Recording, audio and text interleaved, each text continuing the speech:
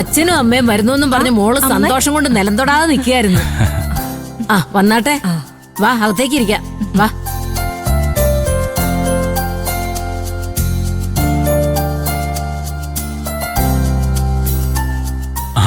സുശീല ഇവിടെ അല്ലേ മോളെ? ഉണ്ടെങ്കിലേ നിങ്ങളെ സ്വീകരിക്കാനേ അത്ര എളുപ്പം തന്നെ ഇറങ്ങി വരില്ലല്ലോ. അത് ശരിയാ. അതിപ്പോ സുശീല ചേച്ചിയുടെ സ്ഥാനത്ത് ഞാനായാലും അത്തരം വിഷമങ്ങളൊക്കെ കാണും. എന്നാ പിന്നെ രണ്ടാളും അകത്തേക്ക് വന്നാട്ടെ. വാങ്ങിയും കൊടുത്ത് നിങ്ങൾ തന്നെ തീർത്തോ പിണക്കങ്ങളൊക്കെ. വാ കേറ്.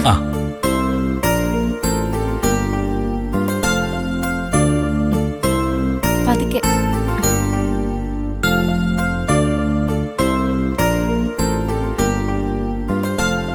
ഭാനുമിങ്ങ് വന്നേ. എന്താ? അവര് പോയി സംസാരിക്കട്ടെ, നമുക്കിവിടെ നിൽക്കാം.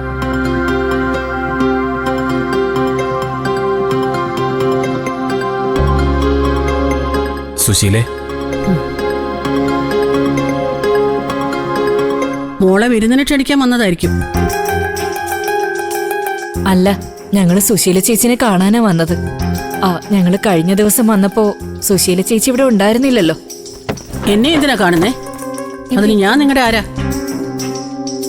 അയ്യോ അങ്ങനെ പറയല്ലേ സുശീലേ. ഇതിങ്ങനെയൊക്കെ മാറി മറിയൊന്ന് ആരെങ്കിലുമൊക്കെ പ്രതീക്ഷിച്ചതാണോ?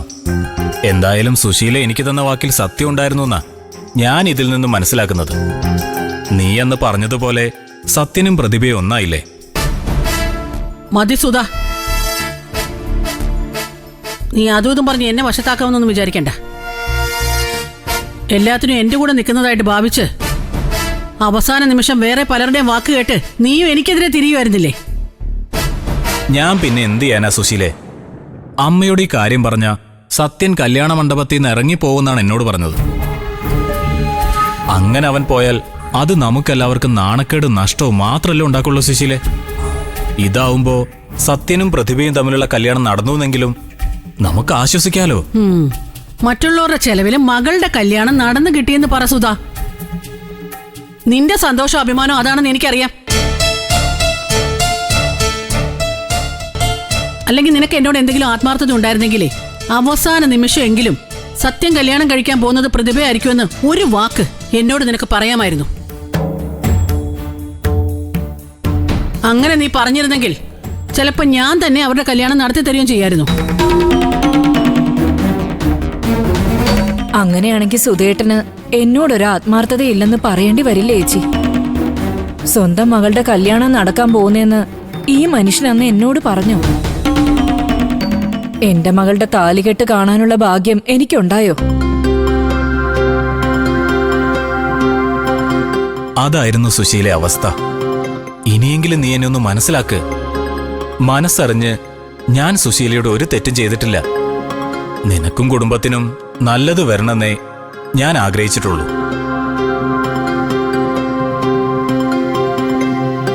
പിന്നെ മറ്റുള്ളവരുടെ ചെലവില് മകളുടെ കല്യാണം നടന്നതിന്റെ സന്തോഷത്തിലാണ് ഞാനെന്ന് നീ പറഞ്ഞത്. അതെനിക്ക് വിഷമമായി. വലിയ രീതിയിലൊന്നും അല്ലെങ്കിലും ഞാൻ എൻ്റെ മകളെ കല്യാണം കഴിച്ചയക്കാൻ വേണ്ടിയുള്ളതെല്ലാം ഒരുക്കി വെച്ചിരുന്നതാണെന്ന് നിനക്കറിയാലോ. അത് ഇപ്പോഴും അങ്ങനെ തന്നെയുണ്ട്. അത് പ്രതിഭ മോൾക്കുള്ളത് തന്നെയാ. ഞങ്ങളത് നിന്നെ ഏൽപ്പിക്കാനും കൂടിയാ ഇപ്പൊ വന്നത്.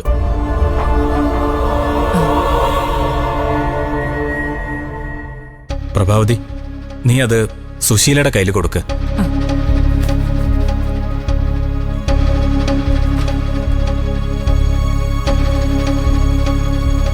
ദാ സുശീലേച്ചി, ഞങ്ങള് മോൾക്ക് വേണ്ടി കരുതി വെച്ച 50 പവന്റെ ആഭരണങ്ങൾ ഇതിലുണ്ട്.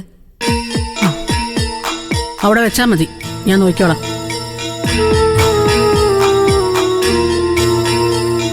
ഇത് മോളുടെ കല്യാണം ഭംഗിയായി നടത്താൻ വെച്ച കാശാ സുശീലെ. 5 ലക്ഷം രൂപയുണ്ടായിരുന്നു. അത് മോളുടെ പേരിൽ ബാങ്കിൽ FD ഇട്ടതിന്റെ പേപ്പറാ. എപ്പോ വേണമെങ്കിലും നിങ്ങൾക്കിത് വിഡ്രോ ചെയ്യാം. ദാ സുശീലെ.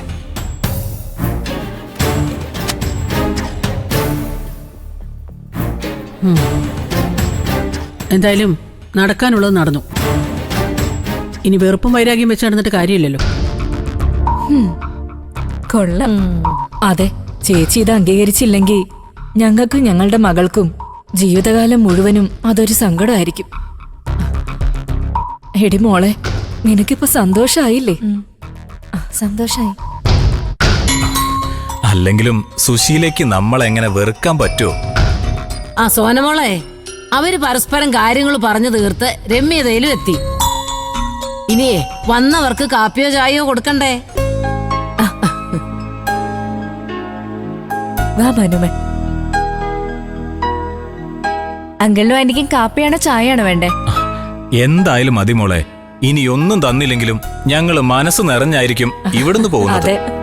വാ പ്രതിഭേ, നമുക്കിന്നൊരു വിരുന്ന് തന്നെ ഒരുക്കി കളയാം. വാ.